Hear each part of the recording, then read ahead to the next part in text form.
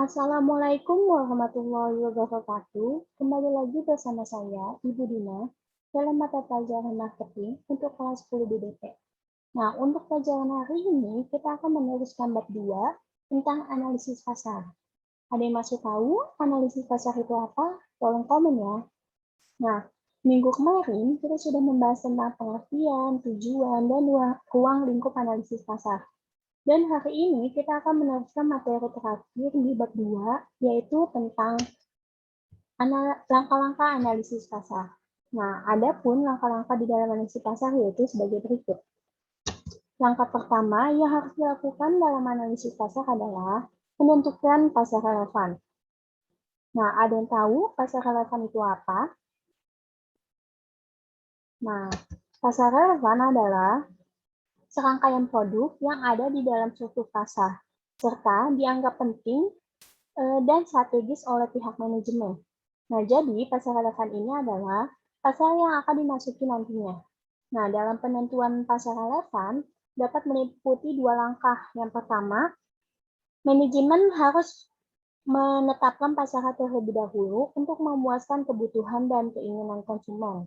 Nah, yang kedua, manajemen harus bisa menggambarkan struktur pasar.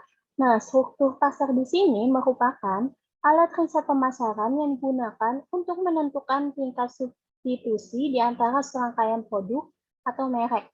Nah, misalnya, kita ingin menentukan pasar apa yang sesuai dengan produk kita. Misalnya, pasar abstrak, pasar konkret, atau pasar yang kita sudah bahas kemarin, atau bisa dengan pasar monopoli, pasar persaingan sempurna, dan lain sebagainya. Nah, jadi langkah awal dalam menentukan analisis pasar adalah menentukan pasar relevan yang sesuai dengan produk yang akan kita jual nantinya. Nah, yang kedua, ada dalam analisis pasar adalah menganalisis permintaan primer untuk pasar relevan. Nah, permintaan primer adalah permintaan akan bentuk produk atau kelas produk yang ditetapkan sebagai pasar relevan. Nah, adapun alasan penting untuk menganalisis permintaan primer ini adalah untuk mengidentifikasi peluang pertumbuhan dari bentuk produk. Nah, adapun dua pokok identifikasi yang harus dilakukan manager, yaitu buyer identification dan willingness to buy, yaitu atau kesediaan dan kemampuan dalam membeli. Nah, buyer identification atau identifikasi pembeli terdiri dari 3 kategori, yaitu karakteristik pembeli, yaitu ciri-ciri dari pembeli. Nah, jadi di sini tingkat pembeli berbagai produk dipengaruhi oleh faktor grafis, seperti faktor iklim, kepadatan penduduk, tradisi budaya, dan juga faktor-faktor lainnya yang berdasarkan daerah itu sendiri. Nah, yang kedua, ada faktor demografis. Di sini kita bisa melihat berdasarkan usia, jenis kelamin, pendidikan, pekerjaan, dan lain sebagainya yang mencirikan pembeli. Pembeli itu adalah suatu produk tertentu. Nah, yang ketiga adalah gaya hidup. Nah, gaya hidup di sini merupakan faktor psikografis yang mencerminkan kesesuaian antara produk dengan pola hidup konsumen. Nah, selanjutnya ada pusat pembelian. Nah, pusat pembelian di sini terdiri dari semua individu yang terlibat dalam keputusan pembelian. Nah, ada 5 macam peran yang bisa dimainkan setiap individu. Nah, yang pertama ini ada initiator atau orang yang mengidentifikasi kebutuhan pembelian produk tertentu. Nah, yang kedua ada influencer, adalah orang yang mempengaruhi kebutuhan dalam pembelian. Yang ketiga ada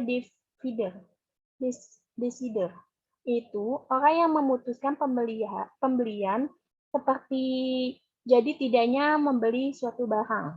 Nah, yang keempat ada buyer atau orang yang melakukan pembelian aktual. Dan yang kelima atau terakhir adalah user atau orang yang memakai atau mengkonsumsi produk yang dibelinya. Nah, yang selanjutnya adalah perputaran pelanggan. Nah, di sini perputaran pelanggan menunjukkan tingkat di mana sebuah organisasi harus mengganti semua atau sebagian besar individu di pasarnya, dikarenakan adanya perubahan karakteristik konsumen. Nah, di sini ada faktor-faktor yang dapat mempengaruhi perputaran pelanggan, antara lain mobilitas geografis, tingkat pendidikan, dan usia. Nah, selanjutnya ada willingness to buy, atau kesediaan dan kemampuan untuk membeli. Nah, yang pertama, saya akan membahas tentang kesediaan untuk membeli. Nah, di sini kenapa kita harus mengetahui kesediaan untuk membeli dari para konsumen? Nah, tujuannya adalah untuk mengidentifikasi atau mengetahui mengapa sejumlah pembeli potensial tidak menggunakan bentuk atau kelas produk tertentu. Nah, berikut ada beberapa faktor yang patut dipertimbangkan.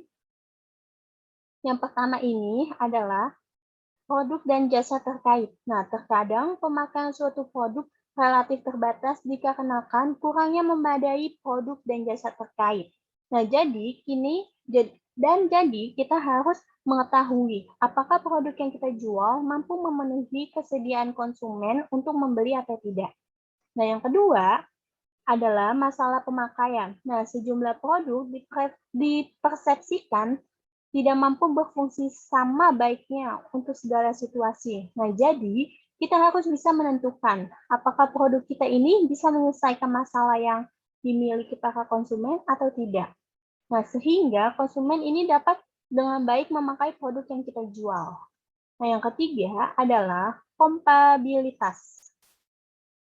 Adalah suatu nilai atau pengalaman. Nah, di sini apabila suatu produk baru menuntut perubahan dalam hal perilaku pembelian atau pemakaian yang bertentangan dengan pengalaman konsumsi pelanggan atau sistem nilai yang diyakini pembeli, maka tingkat adopsi cenderung akan rendah. Nah, jadi nilai dari suatu produk itu sendiri.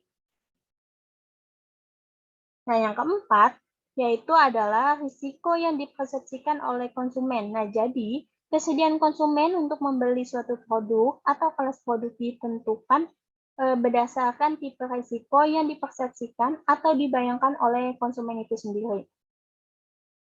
Nah, yang selanjutnya yaitu kemampuan untuk membeli. Nah, kemampuan untuk membeli suatu produk ini dapat dibatasi oleh sejumlah faktor, yaitu faktor biaya. Nah, di sini, jika tersedia alternatif bentuk produk yang lebih murah, maka harga dan biaya terkait lainnya kemungkinan besar akan membatasi permintaan primer. Nah, jadi kebanyakan konsumen ini melihat dari faktor biaya, manakala produk yang menurut konsumen itu lebih murah. Nah, yang kedua adalah kemasan dan ukuran. Nah, penjualan bentuk tertentu bisa jadi dibatasi oleh tuntutan kebutuhan ruang dan ukuran. Nah, biasanya juga konsumen melihat ukuran yang sesuai dengan kebutuhan dia sendiri. Nah, yang ketiga adalah ketersediaan spasial. Nah, yaitu biaya mendapatkan produk mungkin pula merupakan fungsi dari faktor lokasi. Nah, selain itu, pembeli tingkat produk yang bernilai rendah dan dapat ditunda dapat pula ditingkatkan dengan cara mempermudah akses konsumen. Nah, selanjutnya ada yang ketiga tentang langkah-langkah analisis pasar ini adalah menganalisis permintaan selektif dalam pasar relevan.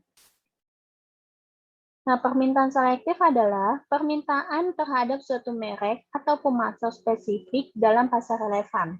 Nah, dalam menganalisis permintaan selektif, manajemen ini harus lebih berfokus pada pemahaman atas pilihan merek yang dilakukan oleh konsumen. Dapat melalui identifikasi tipe proses kebutuhan dan identifikasi atribut determinan. Nah, yang pertama ini ada identifikasi tipe proses keputusan. Nah, jadi keputusan pembelian konsumen itu dapat dikelompokkan berdasarkan tipe konsumen. Nah, secara garis besar, proses konsumen berlangsung dalam 4 kategori situasi. Nah, yang pertama yaitu situasi komunikasi, situasi pembelian, situasi pemakaian, dan situasi penghentian pemakaian. Nah, secara lebih lanjut, situasi-situasi yang relevan bagi pemahaman perilaku konsumen dapat diklasifikasikan menjadi 5 macam, yaitu yang pertama, physical surroundings, yaitu mencakup lokasi geografis atau berdasarkan tempat tinggal. Nah, yang kedua ada social surroundings, yaitu meliputi kehadiran orang lain yang berpengaruh terhadap perilaku konsumen. Nah, yang ketiga itu ada temporal perspektif atau pengaruh ketersediaan waktu terhadap perilaku konsumen. Nah, yang keempat ada task definition, yaitu seperti minat, motivasi, alasan atau kriteria dalam memilih, berbelanja, atau mengumpulkan informasi mengenai produk tertentu. Nah, yang kelima ada antecedent state atau aspek-aspek yang berupa momentary mood seperti gelisah, senang, bermusuhan, atau gembira. Atau juga bisa disebut dengan momentary sifat individual jangka panjang. Nah, selanjutnya ada tiga proses keputusan pembelian konsumen akhir. Yaitu yang pertama ada extensive problem solving atau pemecahan masalah efektif. Nah, dalam tipe ini konsumen tidak memiliki pengalaman sebelumnya dalam pembelian suatu produk. Nah, jadi konsumen benar-benar baru dalam memasuki pasar. Nah, yang kedua ada limited problem solving atau pemecahan masalah terbatas. Nah, di sini konsumen ini memiliki sejumlah pengetahuan tentang kategori produk dan kriteria yang relevan. Namun, menjumpai merek baru membuat konsumen ini mengetahui adanya merek baru dari suatu produk tertentu. Nah, yang ketiga ada habitual problem solving atau perilaku respon rutin. Nah, di sini konsumen telah berpengalaman dalam menentukan pilihan produk sesuai dengan kebutuhan dia sendiri. Nah, selanjutnya ada identifikasi atribut determinan. Nah, atribut determinan adalah atribut yang mencolok dari suatu produk dan perusahaan.